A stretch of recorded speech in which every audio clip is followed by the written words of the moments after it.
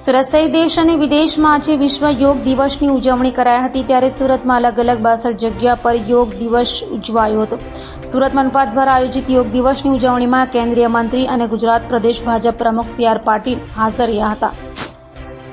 દર વર્ષે 21 જૂનના રોજ વિશ્વભરમાં વિશ્વ યોગ દિવસની ઉજવણી કરવામાં આવે છે। ત્યારે સુરતના પણ વિશ્વ યોગ દિવસની ઉજવણીને લઈ શહેરના અલગ અલગ 62 જગ્યાએ ઉજવણી કાર્યક્રમનું આયોજન કરાયું હતું।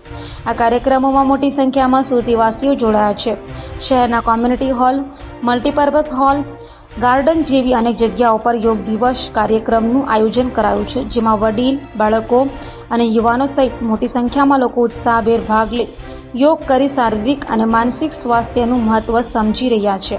સુરત મનપા દ્વારા કિલ્લાના મેદાન ખાતે આયોજિત યોગ કાર્યક્રમમાં કેન્દ્રીય મંત્રી અને ગુજરાત પ્રદેશ ભાજપ અધ્યક્ષ CR પાટીલે પણ ઉપસ્થિત રહ્યા હતા અને યોગ કરીને યોગ દિવસની ઉજવણી કરી હતી। મારું નામ રેશમાબેન લાપસીવાલા। રેશમાબેન, આજે વિશ્વ યોગ દિવસ મનાવવાનું કારણ? યોગ એ એવું એક સાધના છે કે જેનાથી આપણું શરીર ખૂબ જ સારું રહે છે, આપણું સ્વાસ્થ્ય ખૂબ સારું રહે છે અને યોગથી કોઈ પણ રોગોને મટાડવા હોય ને તો એ મટી શકે છે। એના માટે આપણે યોગ કરવા જોઈએ। યુવાનોને અત્યારે ફાસ્ટ લાઈફમાં શું કહેશો?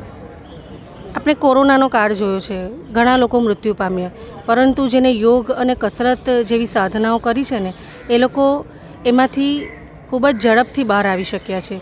એટલે યુવાનોને હું એટલું જ કહેવા માંગીશ કે આપણે જે જંક ફૂડ ખાઈએ છીએ એ જંક ફૂડની જગ્યાએ આપણે જે ઘરનો ખોરાક હોય છે, જે સાદો ખોરાક હોય છે, જેમાં આપણો સમાવેશ હોય છે દાળ ભાત શાક રોટલી, એનો સમાવેશ કરી અને સાથે સાથે આપણા દિનચર્યામાં આપણે યોગ અને કસરતનો જો સમાવેશ કરીએ ને તો આપણે આ જે અત્યારે જે તકલીફો આવી રહી છે યુવાનોમાં એ તકલીફોમાંથી આપણે મુક્તિ મેળવી શકીએ છીએ। આજે યોગ દિવસનો આંતરરાષ્ટ્રીય 10મા વર્ષની ઉજવણીનો કાર્યક્રમ આદરણીય પ્રધાનમંત્રી શ્રી નરેન્દ્રભાઈ મોદી સાહેબના જમ્મુ કાશ્મીરના કાર્યક્રમને જોડીને આખા દેશમાં અને વિશ્વમાં પણ અનેક દેશોમાં પ્રસારિત કરવામાં આવ્યો છે। જમ્મુ અને કાશ્મીરમાં આજે 50થી 60 લાખ લોકો આ યોગ દિવસના કાર્યક્રમમાં જોડાયા હતા। એ અભૂતપૂર્વ કહી શકાય એ પ્રકારનો માહોલ આજે આપણને ત્યાં જોવા મળ્યો હતો।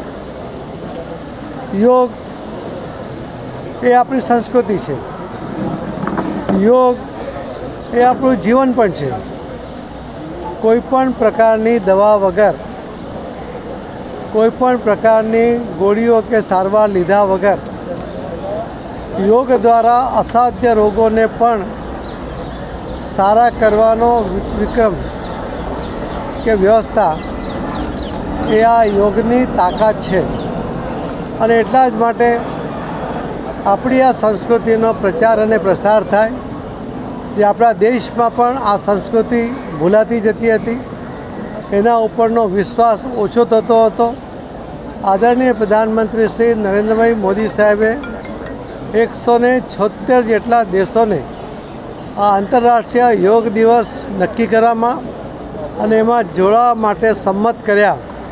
એ પણ એક રેકોર્ડ છે કે જેના કારણે અનેક દેશો 176 દેશો ને પછી પણ બીજા દેશો જોડાયા।